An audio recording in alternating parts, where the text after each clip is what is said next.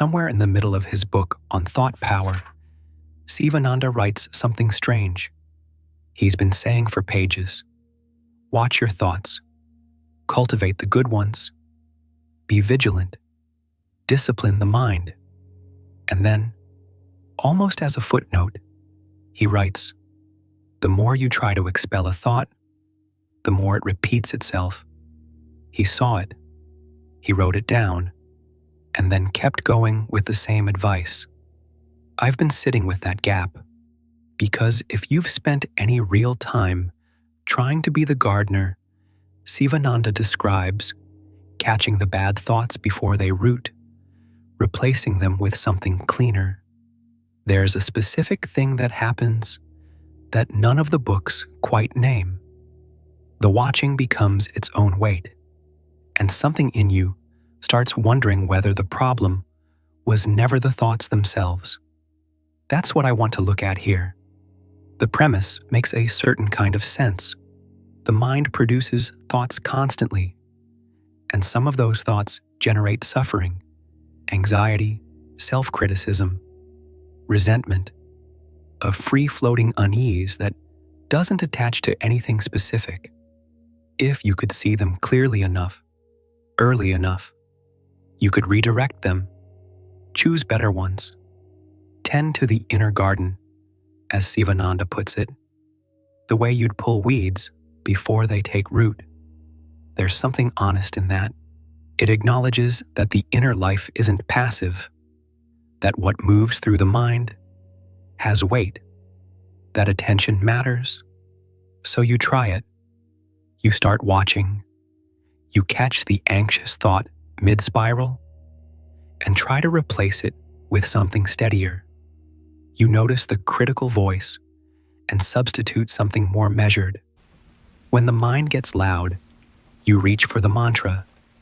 You repeat it 12 times, like he says, sometimes 108, and for a while, sometimes a long while, there's something that feels like progress, a sense of agency, like you've stopped being dragged and started choosing. But then something else appears. It comes so gradually that most people don't notice it arriving. They just notice the exhaustion. Behind every thought, there's now a second movement, the part of you checking whether that thought is acceptable. A quiet inspector, constant, always on duty. It notes the anxious thought, flags it, compares it against the standard. It's there when you wake up, and still running when you try to fall asleep. What I want to stay with for a moment is that this inspector wasn't there before the practice started. The practice created it. You added a layer to the mind in order to manage the mind. And now the mind has more activity in it, not less. There's the original thought, and there's the judgment of the original thought. And sometimes there's the frustration that the original thought keeps returning despite the judgment. And then there's the quiet worry that you're not practicing correctly, that someone more disciplined would be further along by now. It all accumulates, and it all lives inside the same space you were trying to quiet. I haven't figured out exactly when that becomes visible to someone who's deep in the practice. For some people, it's a slow erosion. For others, it's one specific moment, sitting in meditation, supposedly watching the breath, and suddenly aware that the watching itself is loud, that somewhere inside the project of becoming more peaceful, they became more watchful. And watchfulness isn't peace. Krishnamurti put it plainly, the observer is the observed. He wasn't suggesting you stop observing. He was describing what actually happens when you try. The thought that evaluates another thought, that decides this one stays, and that one has to go, is itself a thought. It isn't standing outside the process, looking in. It grew from the same movement, which means the inspector we just named isn't a solution to the noisy mind. It is the noisy mind in a different role. You can check this now if you want. Try to find the part of you that exists separately from thinking, not the idea of it, the actual thing. Look for the watcher that stands outside thought as something other than another movement of thought. Most people, when they do this honestly, find something uncomfortable, a kind of circling, the thought looking for the thinker and finding only more thought.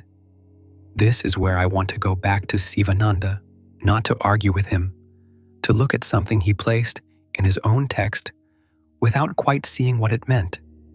Near the beginning of the book, he quotes Buddha, "All that we are is created by our thoughts." He wrote that, and then spent the rest of the book addressing a you who could stand outside thought and master it. A you who could choose, cultivate, discipline, purify. Someone who was not themselves, a product of thought.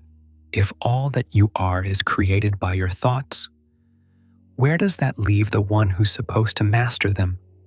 What is that one made of? This is the assumption that's been running silently under every practice you've tried, that there is a self that exists outside the mind, able to look in and manage what's happening, a gardener who is not themselves a plant. Sivananda assumed this so completely that he never stopped to question it. It wasn't hidden from him. It was too obvious to see. Of course there's a you. Of course that you can improve. The entire project is built on it. But the inspector, the one the practice created, it lives inside thought. It is thought. The mind generated a second voice to monitor the first voice, and both of them are happening inside the same movement. Neither of them is the gardener. They're both in the garden, calling each other the problem. So, the practice doesn't fail because you're undisciplined. It doesn't fail because you haven't repeated the mantra enough times, or watched carefully enough, or wanted it badly enough. It fails because it's structured around a self that may not exist the way Sivananda imagined. Every time the inspector rises, every time the watcher watches, it reinforces the sense that there's a separate you who has a mind to manage. The practice doesn't dissolve that sense of separation. It needs it.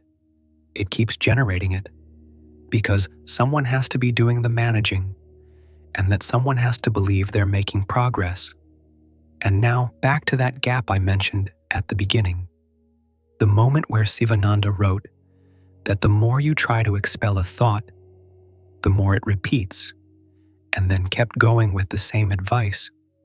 I think he was at a door, and for whatever reason, tradition, the structure of what he'd already committed to, he didn't walk through it. Because what's on the other side of that door isn't a better technique. It's the question of whether the one holding the technique is part of what needs to be seen.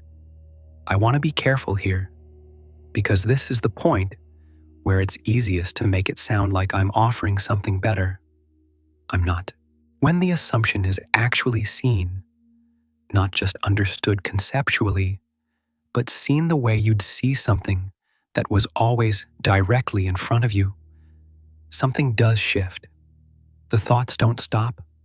The mind keeps moving. But the authority of the inspector quietly loosens. It can still appear. It just doesn't carry the same weight anymore. There's less of a someone home who needs it to be right. Or maybe it's simpler than that. Maybe it's just the falling away of a continuous effort that was so constant you'd stopped registering it as effort. Sivananda was pointing at something real. The mind does shape experience. Attention does matter. He wasn't wrong about the territory. The map he drew just assumed a traveler who may not exist the way he thought. If something here is still open, There's another video on this channel that goes directly into the structure of the observer, what it is, where it comes from, and what happens when it's no longer taken for the one who's watching. You might want to go there after some silence, but before that, just this. Sivananda opened his argument with Buddha. All that we are is created by our thoughts.